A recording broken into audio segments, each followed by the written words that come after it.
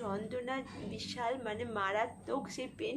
আর delivery হলে না পুরো শরীরের মানে সমস্ত কিছু যেন ভেঙে যায়, মানে সমস্ত শরীরের হাড় টাড় যেন ভেঙে যায়, এই রকম যন্ত্রণা হয় আর কি।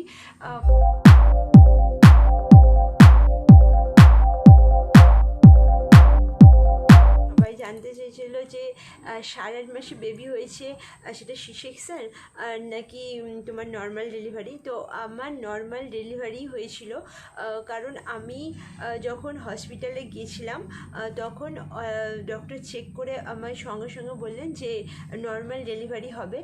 জল ভেঙে গেছিলো, তখন আমার প্রচণ্ড যে ব্যথা হচ্ছিলো তা না, নর্মালি জল ভেঙেছিলো, আমার কিছু মনেই হচ্ছিলো না, জাস্ট জলটা বেরিয়েছে। তো আমার যন্ত্রণা কিছুই হচ্ছিল না। আর যখন আমরা গাড়ি করে যাচ্ছিলাম তখন রাস্তার মধ্যে কিছুটা যাওয়ার পর থেকে হালকা পেন স্টার্ট হয়। সেটা হচ্ছে তোমার কখনো একবার করে পেন হচ্ছে আর একবার করে থেমে যাচ্ছে, একবার করে পেন হচ্ছে আর একবার করে থেমে যাচ্ছে। তো এইরকম হচ্ছে। আমরা হসপিটালে গেলাম, অ্যাডমিট হলাম, তখনও ওই নর্মালি ওই হালকা পেন হচ্ছিলো, একবার করে পেন হচ্ছিলো আর থেমে যাচ্ছিলো। কিন্তু ওতেই ডক্টর দেখে বললেন যে এই নর্মাল ডেলিভারি হবে আর খুব তাড়াতাড়ি হয়ে যাবে। তো আমার বেবি হয়েছে তোমার 1:04 বেবি হয়েছে। তো আমার 11:30টার সময় থেকে পেনটা বিশাল পরিমাণে স্টার্ট হয়।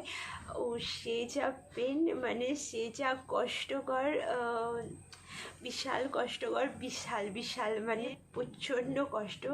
সেই পেনটা জাস্ট মুখে বললে বোঝানো যাবে না যে কতটা কষ্ট করতে হয় নর্মাল ডেলিভারির ক্ষেত্রে।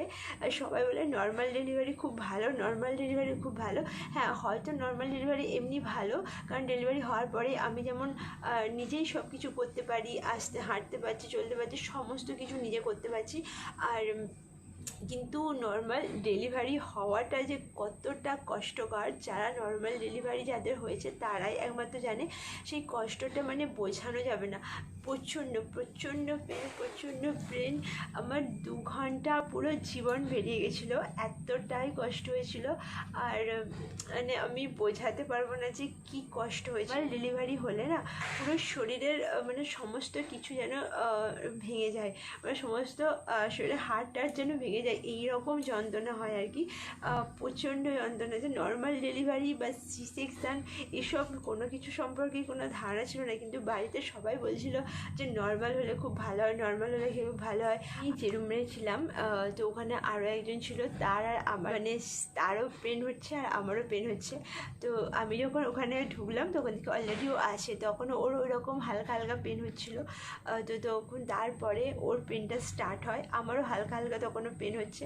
আর আমার তখন 11:30 থেকে খুব পেন স্টার্ট হয়, আর ওরও তখন পেন স্টার্ট হয়। তো সিস্টাররা, নার্সরা সবাই বলছিল যে দুজনের একসঙ্গে পেন শুরু হয়ে গেছে।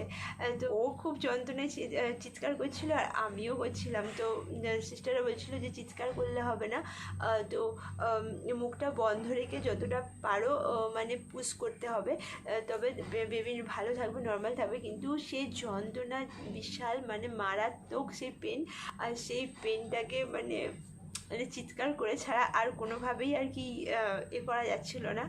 তো একবার সে চিৎকার করছে, একবার আমি চিৎকার করছি, তো বিশাল কষ্ট হয়েছে, মানে বিশাল। ওই 2 ঘন্টা 2-2.5 ঘন্টা যে মানে যে এর মধ্যে দিয়ে গেছি, তখন মনে হবে যে দরকার নেই আর কখনো বেবি নেবো না, এইরকম মনে হয়েছিল। কিন্তু যখন ওকে দেখলাম, ওর কান্নাটা শুনলাম, তখন সেই মুহূর্তে সমস্ত কষ্টটাই দূর হয়ে গেছিলো।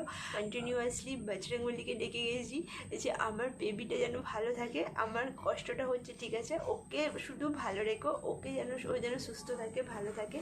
কন্টিনিউয়াসলি শুধু বজরংবলীকে ডেকেছিলাম। তো যাই হোক, বজরংবলীর কৃপায় আমার বেবি ভালো আছে, সুস্থ আছে। আর তোমরাও প্রে করো ও যেন সুস্থ থাকে, ভালো থাকে সবসময়।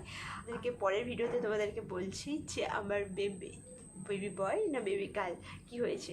এখন যদি ওই ঘটনাটা বলি আরও ভিডিও লম্বা হতে থাকবে, তো আমি ছোট্ট করে ভিডিওটা বানালাম, পরের ভিডিওটা আবার ওটা দিচ্ছি, ঠিক আছে।